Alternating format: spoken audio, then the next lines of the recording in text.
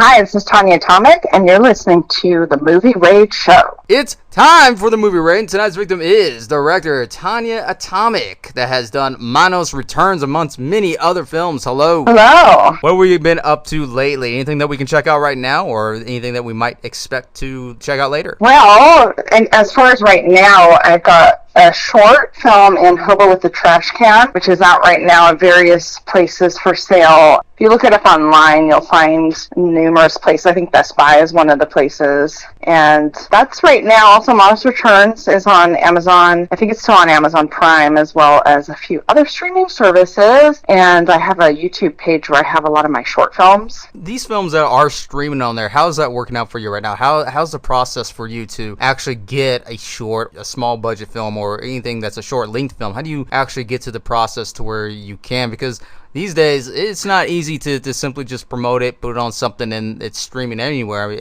either A, you're going to pay money, or there's a very good chance you might find a streaming service that are allowing just people to just simply stream. Yeah, well, a lot of the shorts that I have that are either older or done for promotion, I just put them up on YouTube on the Tonja Atomic page. As far as films that come out commercially, I've been going through Film Hub, and they've been promoting our film on different streaming platforms. It's a streaming distributor only, and they send your film to various platforms, and I think they're really fair. You do have to follow certain guidelines, but I think they've been really fair to us, and been happy with their service. Have they been fair to other filmmakers as well, or are they very selective of like the content, or aside from like how long it could be or something? Like, I understand that, but like, is there fees involved or anything that could almost hinder you to where you can just limit to what release can be released on the streaming?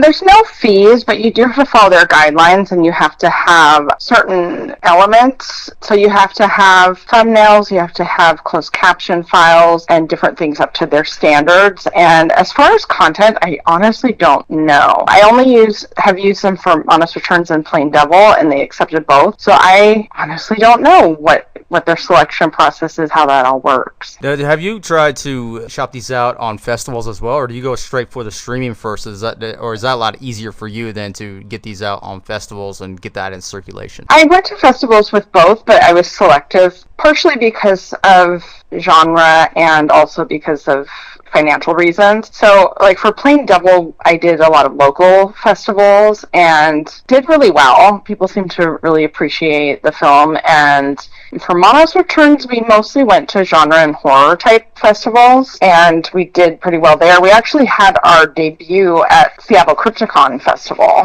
That was really fun. For Manos Returns, we had a packed room, and people were very receptive. Most of the people were familiar with the original film, and we did have a lot of the original actors come out, and it was a lot of fun. Manos Returns, it was a mixed bag, and I mean, it still is. It's still out there in the world, and we're having fun with it, but it's been a mixed bag because we get people expecting it to be terrible and not wanting to look at it, or expecting it to be really strange, which I guess that's fair. To get people thinking, oh, it's Manos, that's a recognizable title, and have interest in it. So we've kind of gotten both, and it's worked to our favor, and it's worked against us too. But we just kind of have to take what we get, go with it. Now, as far as directing goes, how do you feel that you're being able to work with something from an existing title, or at least like existing vehicle, even though that film, a lot of bad rep for its time, but having to direct it as being attached to this, how does that make you feel getting different work for yourself, or even being hired for other projects, even though this is attached to you? Well, I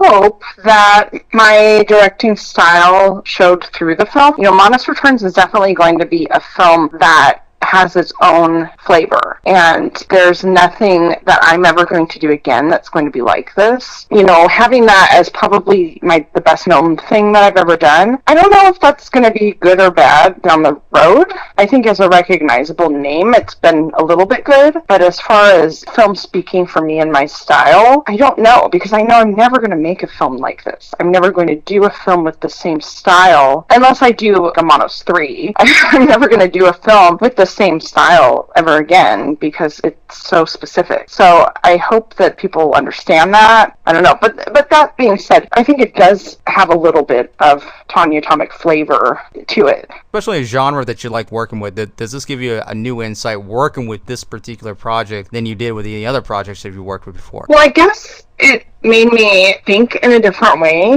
than I've ever had to, and it made me stretch myself creatively in a way that I've never had to, because I had to put myself in the shoes, I guess, of the first film. I had to be in that world, and I watched the first film so many times. Luckily, I had help with Rachel Jackson and Jackie Naiman-Jones, who both co-wrote it with me and kind of were navigating that world with me, so I was able to do it a little more fluidly. But I had to put myself in that position while creating something new that was ours at the same time. So it was a little bit strange to do, and at the same time, because the first film had a lot of technical problems, and we didn't want to repeat those technical problems, but we still wanted to have the same atmosphere and flavor of the first film, we had to figure out how to do that. You know, how are we going to creatively replicate some of these atmospheric things without having jump cuts and overexposed and out of focus shots? You know, that it was hard, but like I said, having my co-writers there, co-producers there to help me figure some of that out was, you know, made it a little bit easier.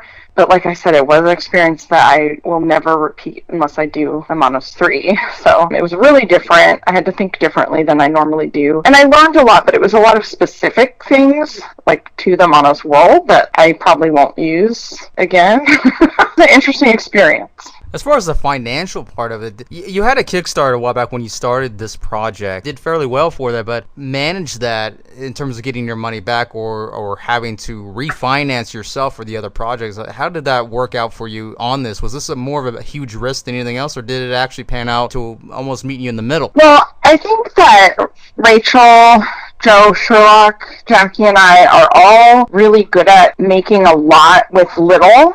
So we're good at stretching the dollar, living beyond our means as far as creating beyond our means, I guess. We had a budget, but for a film, it's relatively small. We kickstarted that, and we figured all of the costs, you know, of all of the rewards and everything into that budget. So it actually made our budget smaller. You have to pay for the rewards and everything. We figured for all of those things and basically took on a project that is larger than the scope of the money we had for it. But we were able to do it, and we did it within that budget miraculously.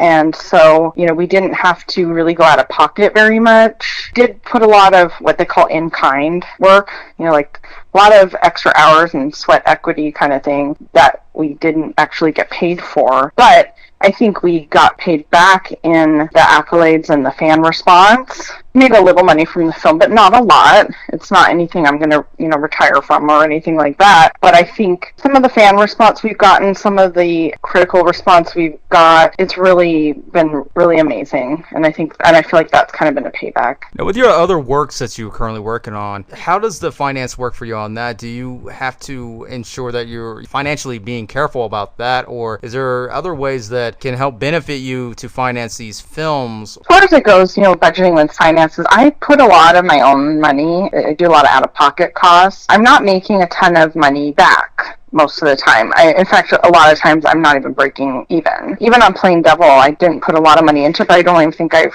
gotten paid back for that yet. So it is kind of tough. The only backing I've ever had for a film has been Kickstarter or like Indiegogo type thing, and that does help. Like I said, I either go out of pocket for some of it or sweat equity, a lot of it. You know, I do it for the love of the craft, really, and because I feel compelled, not so much, you know, to make a lot of money. That said, I mean, I would love to have financial backing for future feature, because that is always harder to go out of pocket for feature. I have a few scripts written that I would love to do that. As far as like any kind of planning, probably what would happen most likely is a combination of crowdfunding and out of my own pocket, just because, I don't know, I don't really feel like I have either the means to get funding or the desire to get funding with strings attached, or I like to be in control of everything and everything creative. And so would you say for you, or as passion over profit, it's selective for you? That's kind of how I do it. Yeah, that's really how I do it. I don't care to do something that of my own writing just for pay, unless someone's just gonna pay for the project and let me do everything I want, like a dream come true. And I feel like that's every filmmaker's desire. I wouldn't mind being like a director for hire. I've done that before, not on feature films. Well, actually, Manos Returns was sort of a director for hire, although I came on as a producer and a writer and kind of integrated myself into the creative process. I've been a director for hire for like commercial projects or shorter projects, and I don't mind doing that as long as I know kind of what I'm doing when I go into it. How would you define yourself as an artist between underground and modern horror? Well, I feel like I'm very indie, very underground, very DIY. I mean, that's kind of where I feel like I fit in. I do feel like some of my projects are definitely influenced by the horror and modern horror that I see, because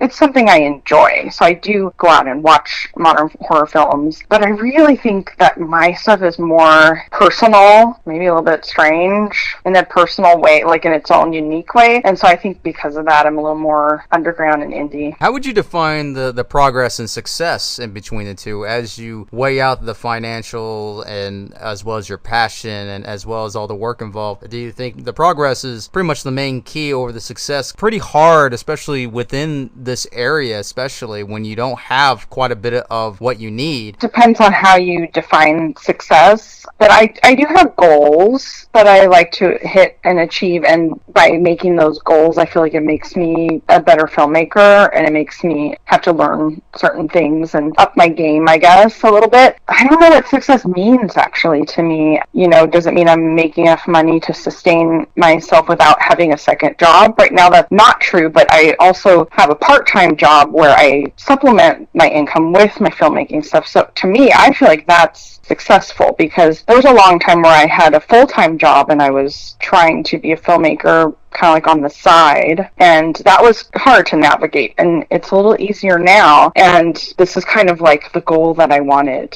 So I guess my next goal would be, if I was not working part-time, even though I love my job, I'm an antique dealer, or if I didn't have that job and I was just making my income doing filmmaking and creative stuff like that, probably be the next step. So I guess even hearing myself speak, I guess I'm kind of understanding that from my point of view, I take it in steps. So I'm not looking at like an end goal of success, like here's what I want. I'm kind of going step by step and just incrementally going. You know, at the same time, I have this sort of fear of being like out there and exposed too much, but at the same time, that's kind of my calls for that. So there's a little bit of a back and forth that way, but ultimately I do want my films to be successful so that I can keep making them, and also to help, you know, people who help me make them, because it is really a collaborative experience. Oh, definitely. And there's so many different levels of success. Depends how you see it and through that filmmaker's eyes. And there's different ways to do it, how to do it, when to do it. It just depends of how you want to be accomplished. You can be self-accomplished of what you do, and you can accomplish of what you put out there.